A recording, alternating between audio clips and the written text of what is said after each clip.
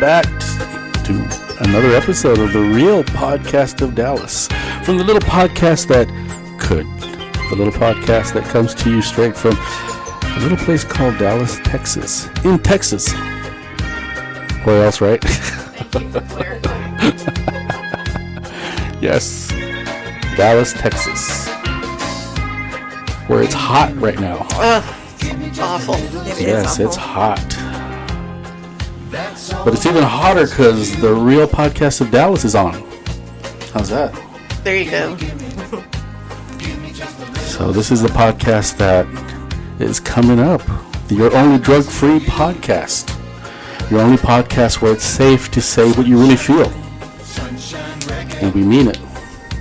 Your first mental health hip podcast.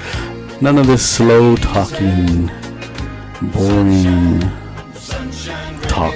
This is real talk. You can say what you want, but we're G-rated, so... Yes. Safe. PG-ish. Well, yeah, but you just got to watch your language. Yeah, I censor myself. Yes. We will have the uncut after our Real Podcast of Dallas. How's that? This uncut. Is the AM. Yes, this is for families. Yeah. Yes, and it's not prime time. Yes, and we have with us Maria, Cindy, and a guest, Genevieve. Yeah. Hi, Genevieve. She didn't want to play. She's listening though. But she's listening. Yes. She is a guest here at our studio. Yes. Yeah. And if people like Genevieve want to listen, like if she wants to share this with her friends, how does she do that, Maria? Okay, so all you have to do is Google search the Real Podcast of Dallas, and that will give you access to our Facebook page. And through our Facebook page, you have access to each and every episode. All you have to do is find one that interests you and click on it, and you will be able to hear the entire episode. Yes. But you will also have access to the YouTube links, and then you can use that also. And Genevieve said less than 2 weeks ago that I was a cool mom. Aw, that is so cool. So proud. We agree. I always want to be a cool mom. A mom that's a podcaster too, Genevieve. Yes. You should be proud of that. Yes. How many kids can say that? Probably a lot, because podcasting is popular with everybody. But in this case, this is the Real Podcast of Dallas. Do you listen to your mom's podcast, Genevieve? No. Okay, whatever. If she makes me. It's okay, my kids don't listen either. Everybody else's kids but mine don't listen. She's probably like Destiny, only when you're playing it in the car. Yes. I know. And I'm with you. I already know all that stuff. Why would I want to listen to you here if I have to listen to you there? Stuff all the time. Hey. I knew you were going to say that, Mom. That's what I hear from her all the time. Yes. It's the same stuff I say here. Yeah. So we have how are you guys? It's Monday. I always want to just jump in, but I gotta slow down. So it's Monday. How are you? How was y'all's weekend? The weekends are short. Yes. They are short. I feel really a lot of stress this week because there's just so much to do because I'm going on vacation next week. Yeah. Well, actually on Sunday. I guess we'll be getting up at like midnight. You're flying, right? Yeah, and assuming our flight makes, but there's just so much to do before then because you got to get your house clean and all your sheets washed and laundry so that when you come back everything's spotless. And then I got to get my hair made beautiful in case somebody takes my picture. They say, "Oh, are you Cindy from the Real Podcast of Dallas? Can I have your picture, please?" Yes. But I'm going to cooler weather, and I'm just so looking forward to that. Yes. That's awesome. Yeah. I love Texas, and I love hot Texas weather. Genevieve doesn't love Texas, and we're leaving Texas in 2 years. What do you have to say about that, Maria? I don't know. It's because I guess some of us just kind of get used to. I won't say I love it because you said you loved it, but you just kind of get used. I love Texas. You get used to the weather. You get used to being here. But that's awesome that you guys, get to plan for moving away in 2 years. It is. It's good to have dreams. Yes. And I just told Maria, that my husband and I just finished watching Somos. So what does that mean? We are.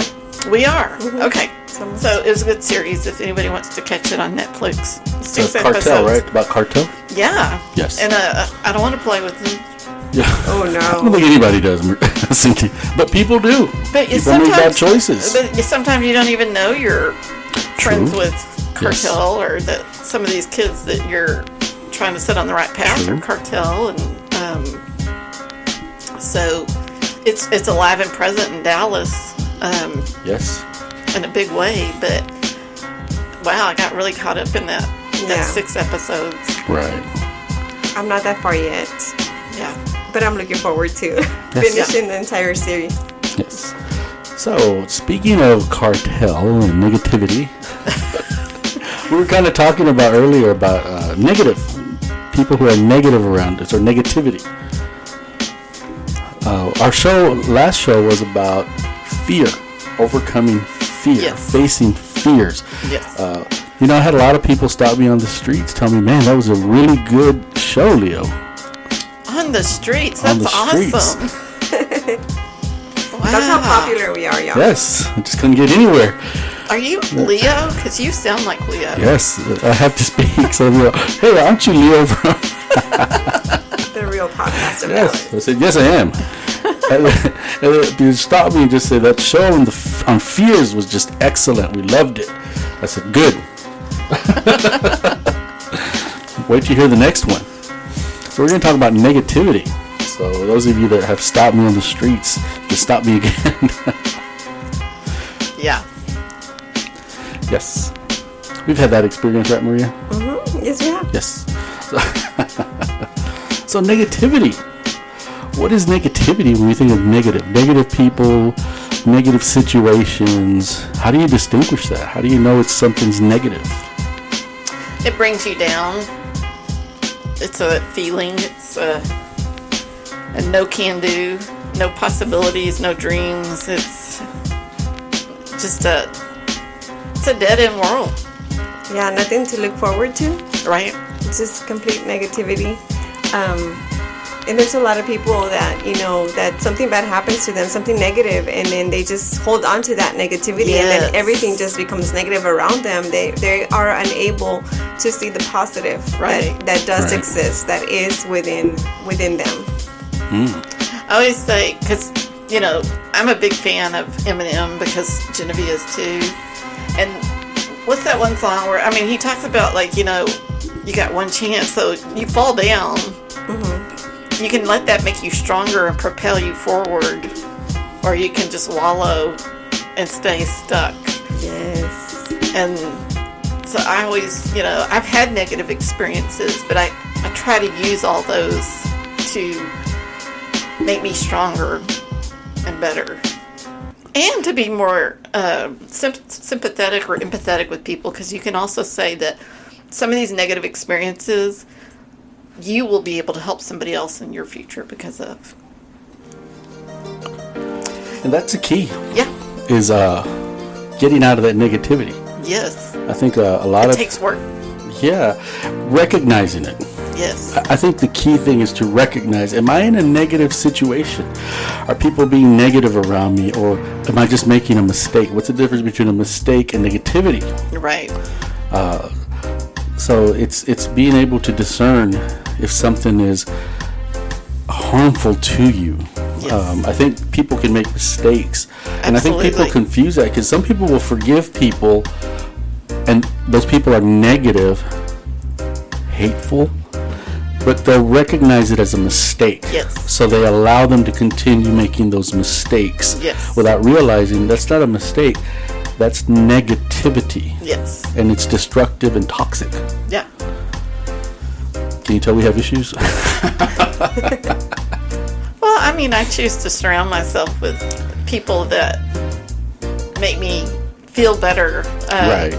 That make me, they're positive energy. You select those people who make you laugh, who make you happy, and who their jokes aren't negative, but they're funny. Right. So as a teen, how could teens discern my friend is a negative other than mistakes, I gotta feel sorry for her because of her situation, but she's not making mistakes, she's being negative towards you. Mistakes are different. When you make a mistake, you learn from it. Negativity, there's never learning. It's always an attack. But I mean, if let's just say you're a female teenager and your friend makes jokes about your weight and then says, "But I'm just joking." Right. Okay. Well, I don't feel good. I mean, the joke, if it was a joke, it still stings. And so I don't feel better about that. And you know what? I'm tired of you. So was that a mistake? Right. Or was it negative? It was meant. And it was very passive aggressive. And I don't like passive aggressive. Unless the person made a mistake, they said something negative, and then they catch themselves. I'm so sorry. Yeah. I won't say that again. And they don't. That's a mistake. That is a mistake. Yeah. Yeah. I kind of brought those two together because I see that with a lot of people who are very forgiving, because we tell people be loving, forgiving. So sometimes the forgiving is forgiving, but the discernment isn't there to understand that they're still being negative. Right. You're forgiving people who are constantly negative and they're using it against you. Right. So you have to put boundaries up on them. Right. So learn to discern mistakes, negativity. Negativity doesn't grow. Well, and discern, the voice you're listening to and the messages you're listening and telling yourself. Are they negatives or are they positives? Are they moving you forward? Do they have momentum, positive momentum? Or is it self-defeating? Because we can have lots of self-defeating negative thoughts. And when you're self-defeated and you're telling yourself this negative messages and you're listening, then you're not motivated to do or change anything. You think it's hopeless. Right. Hopeless. Ew. Don't ever say hopeless. There's hope in everything. Right. Negative people will tell you there's no hope. Right. They will dwell in your negativity, and they will actually thrive in your negativity. As long as you're down, they will thrive. Yeah. They will be around. They'll be your friends. They'll watch you spiral out of control. They will. I think that's why we have to be strong enough to be able to recognize it and, not allow other people's negativity overwhelm us or, make sure that we don't become part of their negativity, because it happens a lot. It happens a lot within, family members, with friends. Oh, yes. Where they're just plain negative. I mean, they just, they hold on to anything that's been negative currently in their past, and they don't move away from it. They just stay there, and they want to share this information with you, and they want to put you down. And it's like you have to figure out ways to look forward into the future and find more positive things to focus on. You don't want people that begrudge you your good or resent your good. They should be happy for you. When you have a win in your life, they should be celebrating with you, not resenting it because it wasn't their win. Yes, when you have a win in your life, when you win, they're supposed to celebrate with you. Yeah. And if they don't, then it's negative. Right. You see that people shut down. I saw that in recovery, working with people in recovery where their family members, if they were on the phone telling their family members they had a great day, there was silence. But when they were complaining, they were engaged. Yes. And I said, oh, that's because they're negative. And then they look at me like, oh, but they're supporting me. Well, it sounds like they're supporting you only when you're doing bad. Right. And that goes back with codependency. So yeah, some people, and they don't do it. Some people are not aware how negative they are. That just becomes their nature. It's just them. Yes. It becomes their nature. Yes. Yeah. So they're constantly looking at the, how they're the critics. Yeah. Negative people are critics, and they're critical of everybody. Yes. Everybody behind your back. They might be nice to your face, but they're critical. Oh, sometimes they're